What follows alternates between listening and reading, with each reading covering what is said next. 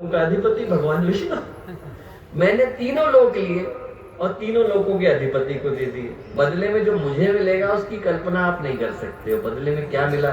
पहला वरदान तो ये मिला कि भगवान ने बलि को ये कहा कि 7 पीढ़ियां ऊपर और 7 पीढ़ियां नीचे, 14 पीढ़ियां एक के बाद एक कोई सा भी कर्म करेंगी, सारे कर्म भगवान को जाएंगे। तो उनके आगे पीछे वाले सब असुर हुए, बलि, प्रहलाद, विरोचन, वाणासुर, सारे के सारे असुर हुए।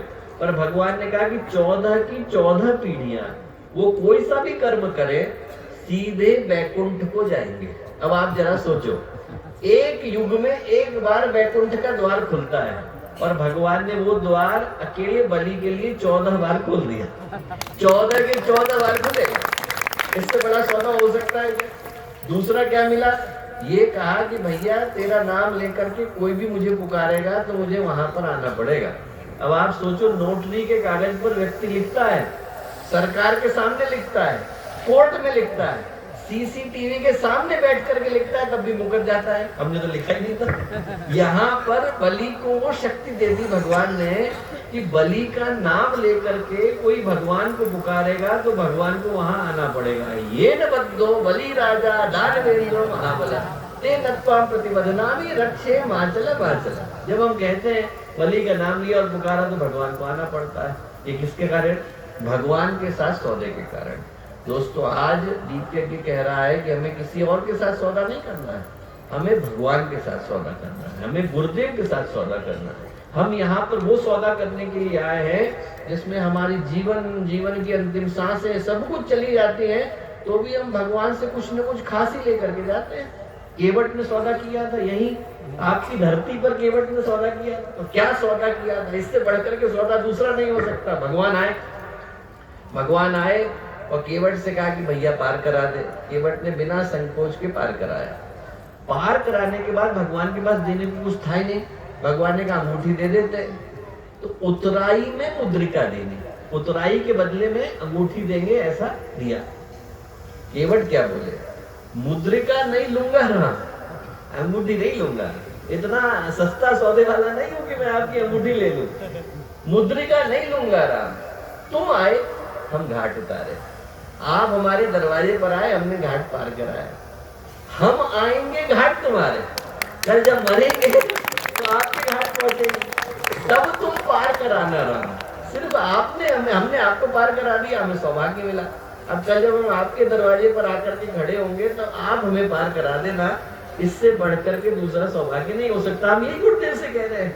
आज गुरुदेव हमारे पास आए, गुरुदेव ने कहा कि बेटा तू मेरा छोटा सा काम कर दे। छोटा सा काम क्या है? लोगों तक ये अखंड ज्योति पहुंचा दे, लोगों तक उनके विचार पहुंचा दे, लोगों को बता दे कि जिंदगी में उपासना, साधना, आराधना, समयदान, अंशदान की आवश्यकता है। पैसा मांगा किसी? पैसा नहीं मांगा। किसी से धन मांगा? धन नहीं मांगा। किसी से और कुछ मांगा? नहीं मांगा। क्या मांगा? बेटा तुझे सिर्फ अपना समय, अपनी प्रतिभा, अपना श्रम, अपना मनोयोग वो भगवान के कामों में लगाने की आवश्यकता है। इसमें तो गलत कुछ हो ही नहीं रहा है। जो दे रहे हैं उसमें तो हमारा ही जीवन परिपक्व हो रहा है, हमारा ही जीवन परिशोधित हो रहा है, हमारा ही जीवन प्रकाशित हो रहा है। जो मांगा भी वो मांगा जिसमें हमारा ही जीवन शुद्ध होता है। और ये कहा कि बदले में तेरे सारे काम में कर पाने की स्थिति में हूँ। जो गुरुदेव का एक काम करता है, गुरुदेव उसके 100 करते हैं दोस्तों। और 100 करने के लिए सिर्फ एक ही शर्त है कि पूरी भावना के साथ गुरुदेव के काम को किया जाए। आज का दीप्यज्ञ याद दिलाता है दोस्तों कि हमारे जीवन का सबसे बड़ा सौदा हमें पुकार रहा है, हमें पुकार रहा है। ये कह रहा है कि जो अगला वर्ष है, इस वर्ष में हम मदनिया माता जी के धरती पर अवतरण के 100 वर्ष, अखंड दीपक के प्रज्वलन के 100 वर्ष, गुरुदेव की साधना के 100 वर्ष, इस महासौभाग्य को, सौभाग्य की त्रिवेणी को आपकी राजिम की धरती पर कुंभ लगता है, 3-3 धाराएं आकर के मिलती हैं। वैसे ही दोस्तों हमारे जीवन में भी एक सौभाग्य की त्रिवेणी हो रही है, 3-3 धाराएं आकर के मिल रही है। ऐसे में गुरुदेव हमसे यही कह रहे हैं कि जिंदगी भर गुरुदेव ने कुछ मांगा नहीं, बांटा ही बांटा है, लोगों को दिया ही दिया है। और आज गुरुदेव ये कह रहे हैं कि बेटा हम लोगों को सिर्फ एक ही चीज करने की आवश्यकता है, हमें भगवान के साथ सौदा करने की आवश्यकता है। और जो भगवान के साथ सौदा करता है दोस्तों, भगवान के साथ साझेदारी करता है, भगवान के साथ जिसने भी अपने जीवन की ऊर्जा को, प्रतिभा को लगाया, खाली हाथ रहा नहीं।